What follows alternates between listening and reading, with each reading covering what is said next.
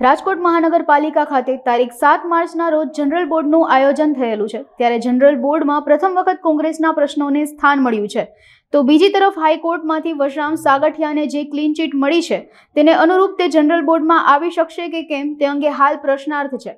રાજકોટ મનપાના સત્તાધીશોનું માનવું છે કે હાઈકોર્ટ દ્વારા વશરામ સાગઠિયાને ક્લીન ચીટ મળી છે, પરંતુ રાજ્ય ચૂંટણી આયોગ દ્વારા આ અંગે કોઈ લેખિત નિર્ણય આપવામાં આવ્યો નથી, જેથી જ્યાં સુધી નિર્ણય રાજ્ય ચૂંટણી પંચ દ્વારા સંભળાવવામાં અથવા તો આપવામાં નહીં આવે ત્યાં સુધી વશરામ સાગઠિયા જનરલ બોર્ડમાં બેસી શકશે નહીં।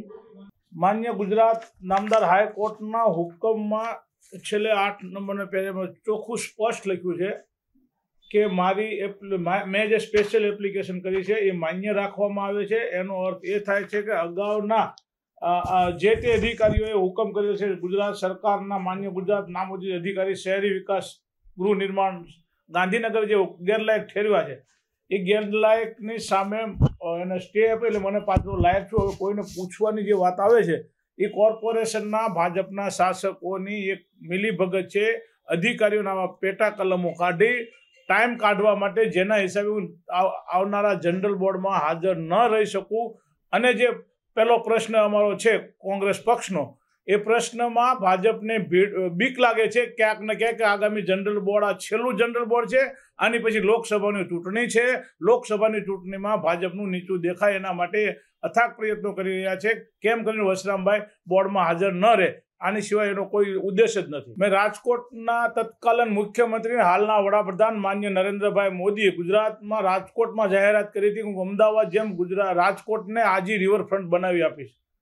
એના માટે લગભગ જે તે સમયે 1400 કરોડ રૂપિયા ફાળવણી કરવાનો વાત પણ કરી હતી।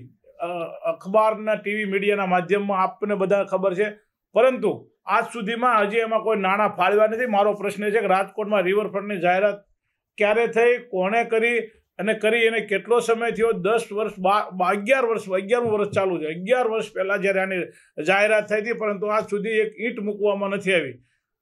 રાજકોટમાં હું કહું છું દરેક બાજુ વિકાસ થાય એમાં અમે સંમત છીએ, રાજી છીએ કોંગ્રેસ પક્ષ તરીકે, પણ એક અમુક સાઈડનો જ વિકાસ શા માટે? ત્યાં ભાજપના નેતાઓના મકાનો છે, ભાજપના નેતાઓની ઓફિસો છે, ભાજપના નેતાઓના પ્લોટો છે, એના એટલા માટે તરફ વિકાસ થઈ રહ્યો છે। તો સામે કાંઠે અન્યાય શા માટે? આજ રામનાથ મહાદેવનું મંદિર કે જેને રાજકોટ મહાનગરપાલિકાએ જીર્ણોદ્ધાર કરવા કહ્યું, ગુજરાત સરકારે કહ્યું, ગુજરાત સરકારે નાણાં ફાળવ્યા। આપ જુઓ છો છેલ્લા 11 વર્ષથી મંદિરની હાલત, આજે પણ ચોમાસાની અંદર મંદિરમાં ગંદકીનું, આખા રાજકોટની ગંદકી મંદિરની અંદર થાય છે અને ભગવાનનું સ્થળને અપવિત્ર બનાવી રહ્યું છે, એમાં પણ અમારી વાત છે। પરંતુ રાજકોટના શાસકો એ નથી દેખાતું, ફક્ત એક જ વ્યક્તિ દેખાય છે, એ વ્યક્તિ જે આદેશ કરે એની સિવાય કશું પાલન કરતા નથી।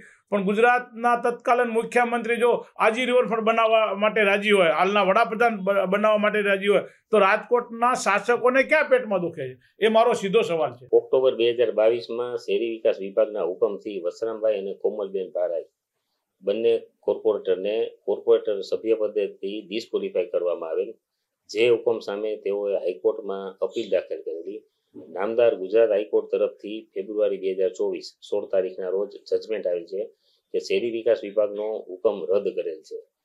હવે બંને કોર્પોરેટર્સીઓ વશરામભાઈ સાગઠિયા અને કોમલબેન ભારાઈ એમને કોર્પોરેશન તરફથી ડિસ્ક્વોલિફાય કરવામાં આવેલ નથી, શહેરી વિકાસ વિભાગ તરફથી ડિસ્ક્વોલિફાય કરવામાં આવેલ છે। એટલે શહેરી વિકાસ વિભાગના સક્ષમ અધિકારી તરફથી અમને લેખિતમાં જાણ કરવામાં આવે ત્યારબાદ અમે એને પરત લઈ શકીએ। નામદાર હાઈકોર્ટનો ઓર્ડર થઈ આવેલ છે એ ખરી વાત છે, પરંતુ નામદાર હાઈકોર્ટનો હુકમ વંચાણે લઈ શહેરી વિકાસ વિભાગ તરફથી અમને લેખિતમાં સૂચના આપવામાં આવે જેના અનુસંધાને અમે એમને પરત લઈ શકીએ છીએ।